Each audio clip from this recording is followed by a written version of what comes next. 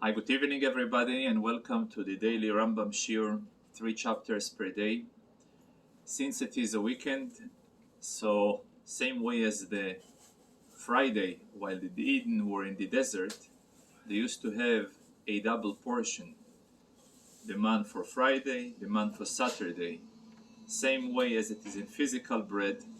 So today we will cover not only the section of Thursday, the section of Friday, the section of Saturday, and the section of Sunday as well.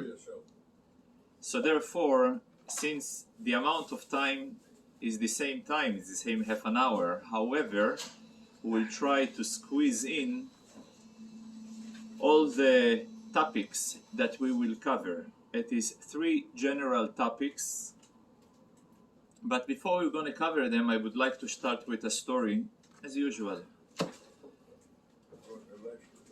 Many years ago, Ed Koch, the former mayor of the New York City, once he was speaking to a group of elderly ladies in the Bronx. Everybody knows the Bronx used to be many years ago a very vibrant Jewish neighborhood.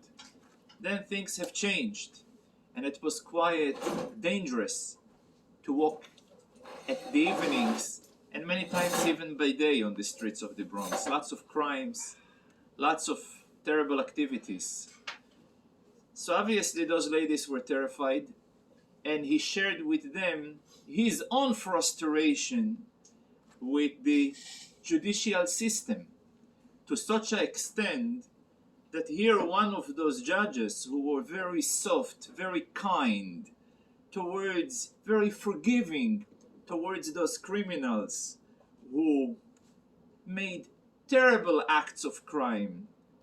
Once he himself, he was victimized, he was mugged by those criminals, and immediately after him being attacked by them, he was interviewed. And he made sure to declare that despite the unpleasant experience that he went through, he still maintained his position of the inclusiveness, of the sensitivity towards those criminals. So Ed Koch was expressing his frustration for the group of ladies from the Bronx who were sitting there. And then suddenly, one old lady from the back row screaming, "What's the solution for the judge who was mugged? Mug him again! You'll mug him again, he'll get the idea." Many times we say that history repeats itself. One of the reasons why history repeats itself, because people are not listening. And essentially each and every one of us needs repetition. Chazal, our sages, are telling us, if someone studies and is not repeating what he is studying, is like someone who plants a seed and he doesn't have a chance to reap those grains when they grow.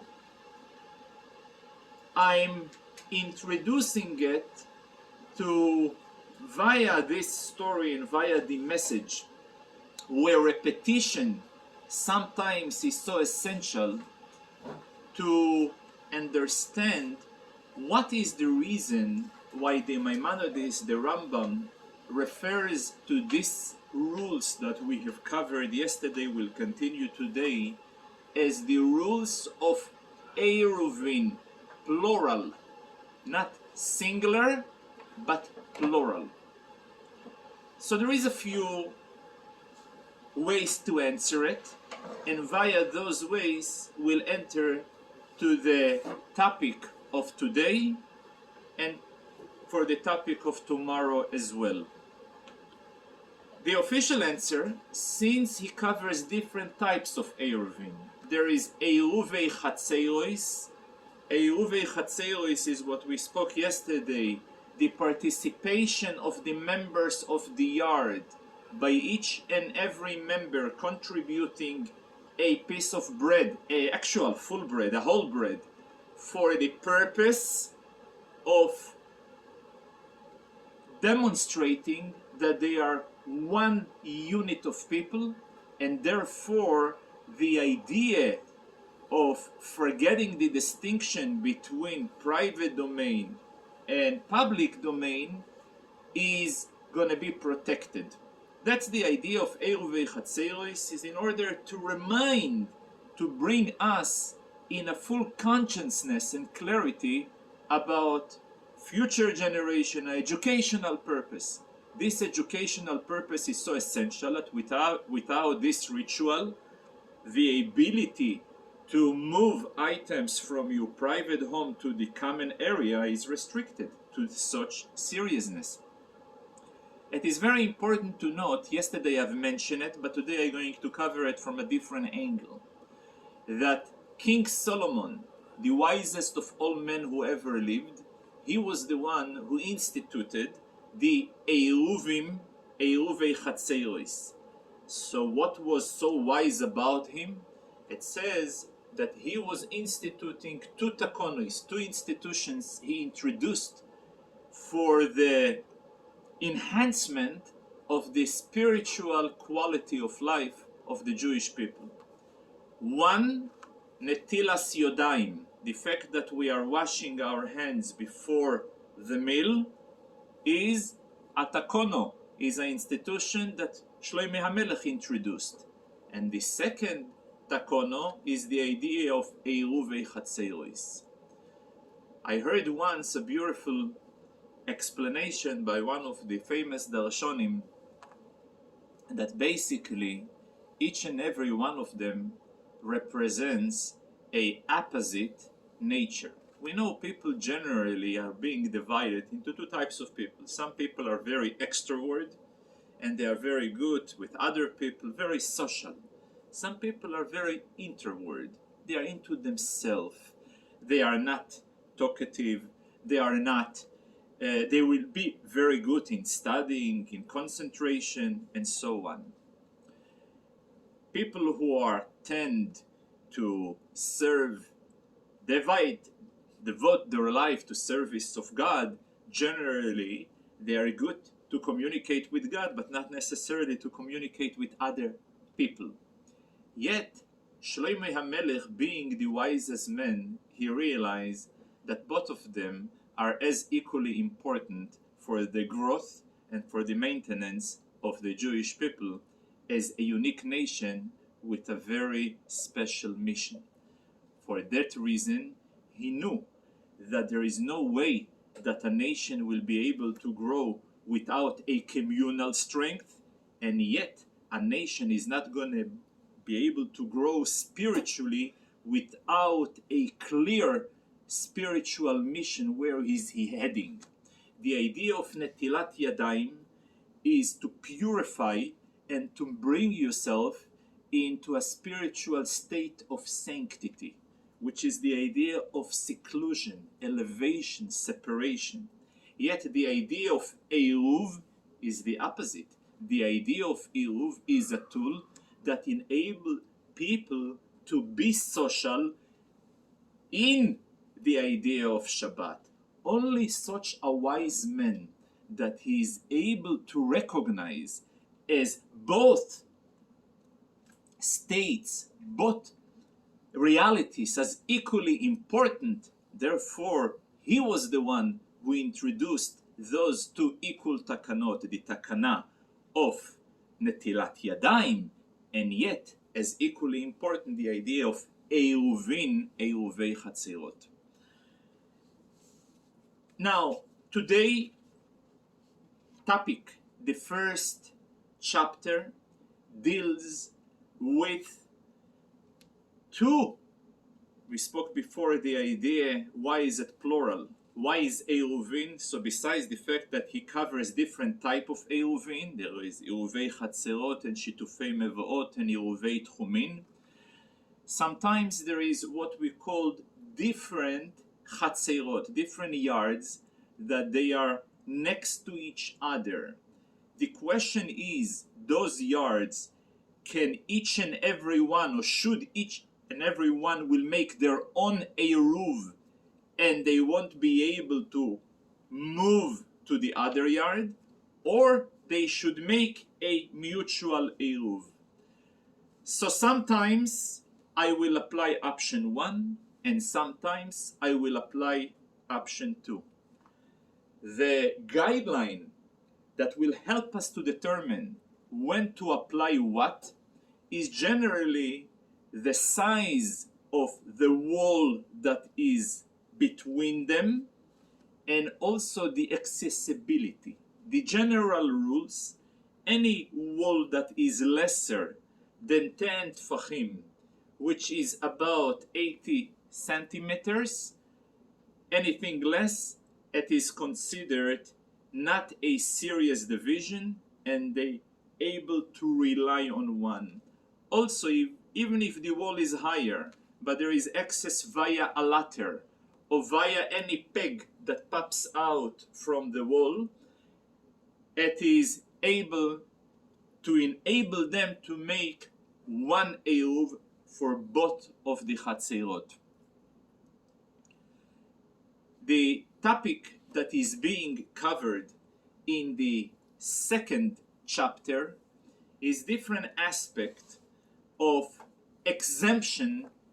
When will an individual or even group of individual will be exempt to make Eruvei Chatzerot, to participate?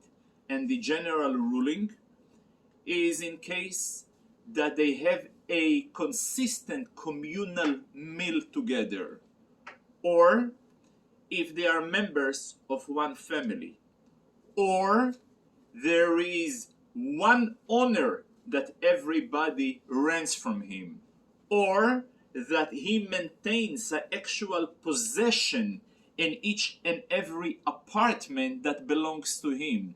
So by him of finding a common thread that unites all apartments or all units, exempting them from actual contribution to this Eruv Chatzerot.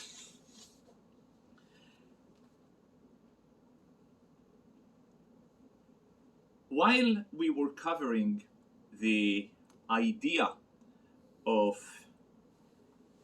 ladders that are able to connect between two yards, there is also few interesting halachic terms, and I'm gonna introduce a Maimer Chazal that they are saying the following: Shiurin chatzitzin umechitzin halocho leMoshe miSinai. I will translate it loosely. Shiurin, measurements. Chatzitzin, separation. Mechitzin, partitions. They are all given to Moshe from Sinai.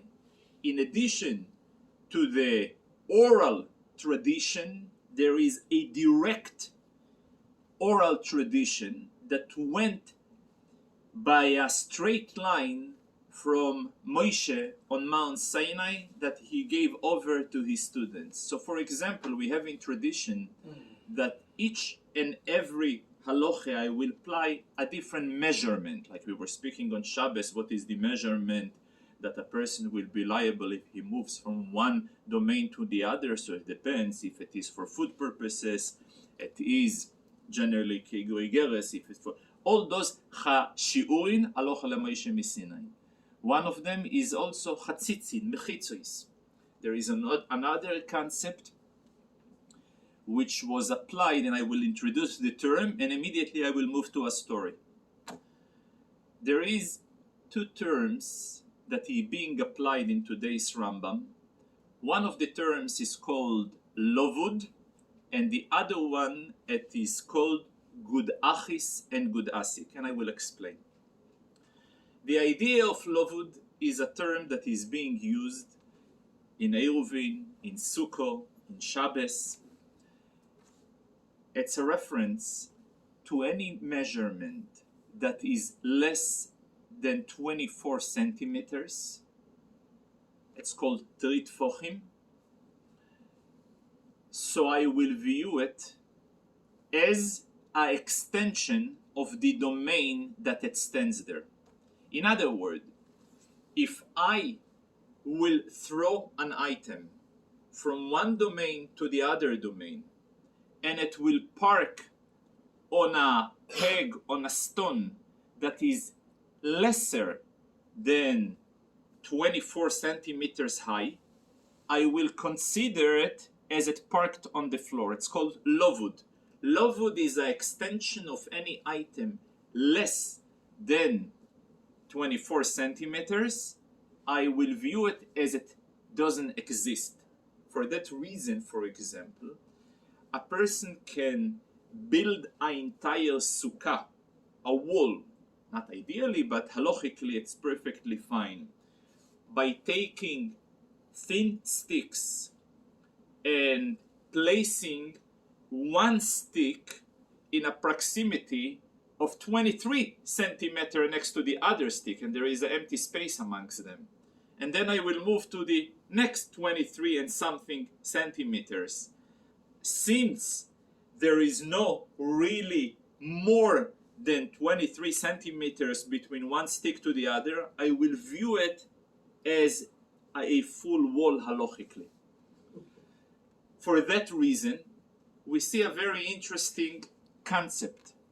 We spoke before that it is required for an individual to have a wall less than 10 tfachim. 10 tfachim is 80 centimeters in order to be able to unite those yards who are standing outside this partition into one Eruv.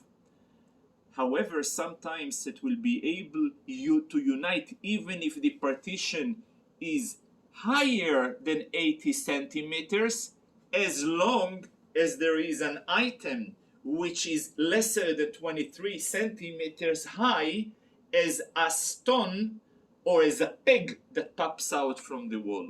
So this item is called lavud. It's a term that is applying in Sukkah, in Shabbat, and there is also another concept that is being introduced later, a concept which is called gud achis. Gud is extend southbound.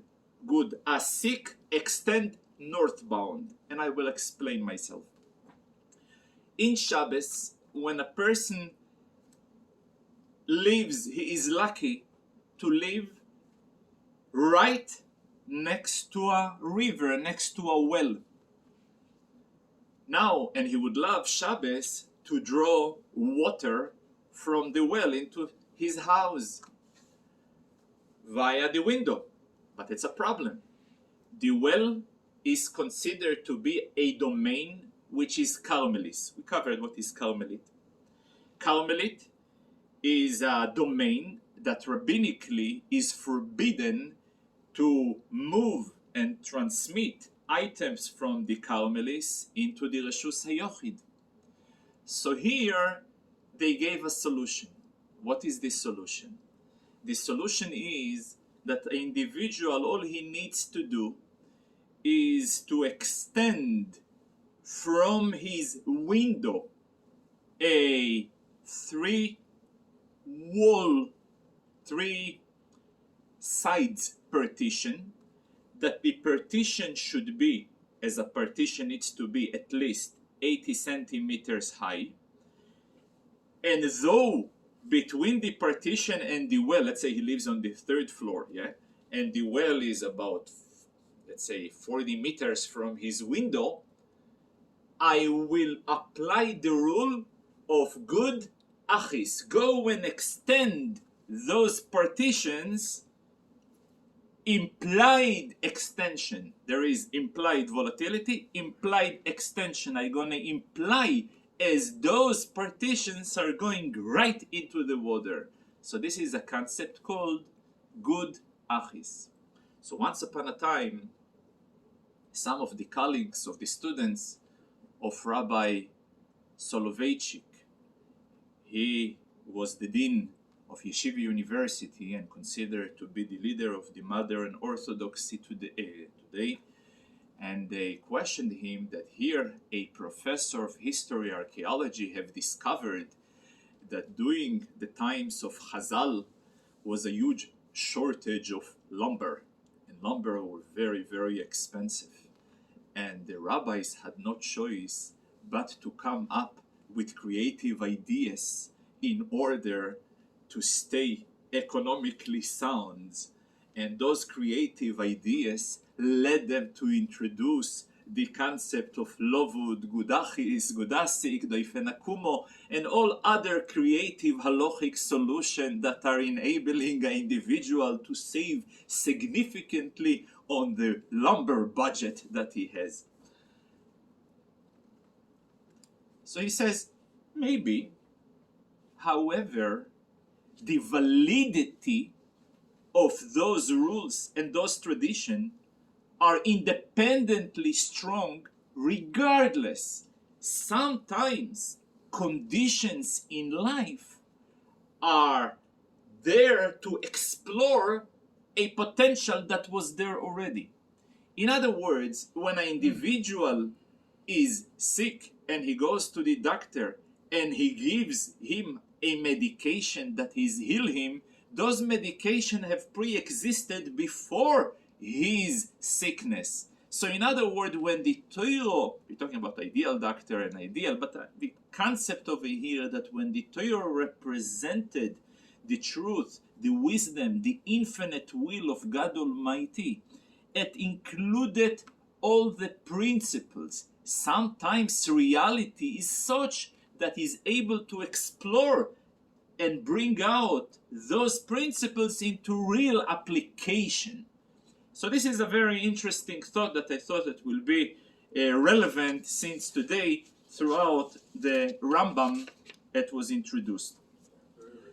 Now there is another issue which, although it belongs for the upcoming days, but I wanted to touch, and this is the issue of Eruvin Tchumin.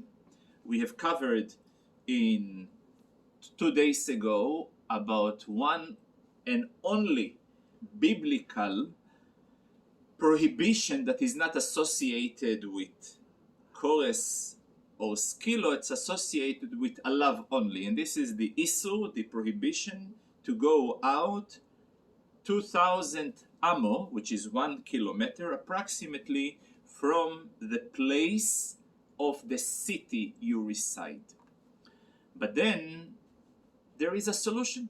To every problem there is a solution, and this solution is called Eruvin Tchumin. If an individual knows that before Shabbos that he needs to walk to a distance that is more than 2,000 amo from the boundaries of his city.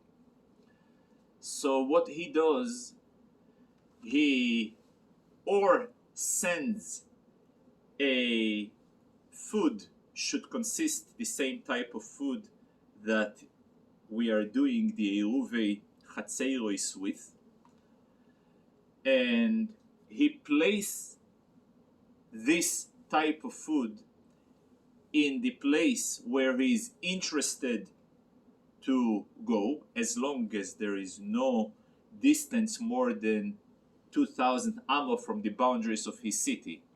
And this so-called Eruv determines that his resident for that Shabbos is this particular location where he parked his food. And from that point, he will be able to walk to each and every direction 2,000 amo. Now, while this concept is being introduced, there is a very fascinating concept that is being opens up, and it's a very wide concept, Talmudical issue, that so much is written, and entire rivers of ink were spread to cover and discover this concept. And this concept is called the term of breira. The word breira in Hebrew means, yesh breira or en breira. There is a choice or there is no choice. But, you know, there is a story about a new immigrant who comes to Israel from Russia, and he has a big dilemma. He has a dilemma. What should he tell them at the entry? Should he tell him that he's older, he's gonna be drafted immediately earlier to the army? He's gonna tell them that he's younger, he will get the pension way later. So his friend tells him, well, tell them the truth. He says, על הברירה הזו לא חשבתי. On this choice I haven't thought. So in that context, the idea of brira means a choice. But when we comes in Hilchos Eruvin, the idea of brira is not from the roots choice, but from the roots barur, retroactively. I will illustrate my point via two stories. Sometimes complex ideas, the only way to explain them is by simple stories. So once upon a time, I remember many years ago when Rabbi Lazar visited here in Toronto. It was when Adi got married. And I remember at that time he was asked, how's the situation in Russia? He says, what is so special about Russia that even the past is unpredictable. Even the past is unpredictable. Why am I saying? Because sometimes, and especially here it comes the term brira. The word brira in the interpretation of barur, what is barur, is clarity.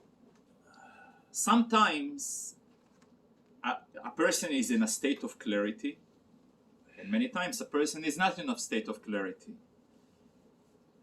That we're not in a state of clarity of the future goes without saying. But then there is a situation when a person predicts that he will remain in a state of unclarity on the future, and sometimes in the future an action gonna take place, and the question is if this action will be sufficient to clarify something retroactively. For example, a person is about to, in order to make his food eatable, he must bring turma. But he is not clear from which side of his storage, whether it's going to be from the south side or from the north side of the storage will be the orange that he will take turma. Can a person says, well, now I don't know, but whatever I will take on Shabbat should retroactively means that that's what I meant to do it on Friday. Can a person say, I have only one challah that I would love to make Eruv from one of my friends. I have 5 friends. I haven't decided who is the favorable one. I will make the Eruv now, but the decision who will be the lucky one that the Eruv will be applicable to him will be decided tomorrow. Eruv cannot be done on Shabbos. Eruv must be done on Erev Shabbos. So it will be done on Erev Shabbos, but there is no assignment. There is no assignment of an individual. Can the assignment of this individual, which will take place on Shabbos, will be effective retroactively from one friend who I did? And this is a concept that goes through the entire Talmud. And the question is, yesh brera or en brera? If there is a retroactive clarity, but again, brera over here is not in a sense of a choice, but brera in a clarity. Can I retroactively clarify something? So the general rule that the Rambam accepts depends. Bedeoraita, anything that is biblically associated, and brera. Because the restriction, the severity of anything biblical doesn't allow to play those type of games that retroactively, I meant to buy this ticket for the airlines, for my cousin, for my... No. B'derabanan, anything that is rabbinically, yesh brera. For that reason, though the tchumin, the isur tchumin is biblically, but eruvei tchumin, the solution for the tchumin is rabbinically. Since it is rabbinically, yesh brera. I will try to illustrate this point from a different angle. Once upon a time, one of the greatest sages who ever lived, by the name of Rabbi Yonatan Eibshitz, he was always having debate and kibitzing with the greatest influential figures, including the king in his times. And once the king asked him, I know that you are smart. You tell me at what entry, what gate of the town I will enter when I'll come back from my hunting trip. He says, I will tell you, but on one condition. I will write it on a piece of paper. I will seal it, and you are allowed to open it only after you entering the city. If you promise me, if you swear me, I'll do it. He takes a piece of paper, takes his pen, he writes something, seals it in an envelope, he hands it to him. Obviously, his hunting trip was very quick because he was in suspicion to see what will he writes. And then before he was entered, he says, if I'll enter the west side, maybe he wrote it. East side, maybe he wrote it. You know what? He immediately called his guards and he told me, now you have a mission. I want you to dig over here a new hole in the wall and I will enter it. And I will be able to prove to him this. He thinks he will smart me out. And that's what he did. And immediately after he went to the new entry, he opens up his seal and he sees over there a quotation from the Talmud. And the quotation of the Talmud states like this: a king is allowed legally to break a hole in a wall and nobody can protest against him. Retroactively, he already gave the answer where he is there. The upcoming item is the item of Hilchot Yom Kippur. On Sunday, we will be covering the entire, Rambam calls it Hilchot Shvitat Asor. There is Shvitat HaShabbat, the rest of Shabbat, but then there is the rest of Asor. Asor is the 10th day of the 7th month is the day of Yom Kippur, and it is associated with Inui. It says in the Torah, בשביעי בעשור לחודש תענו את נפשותיכם. In the 10th day of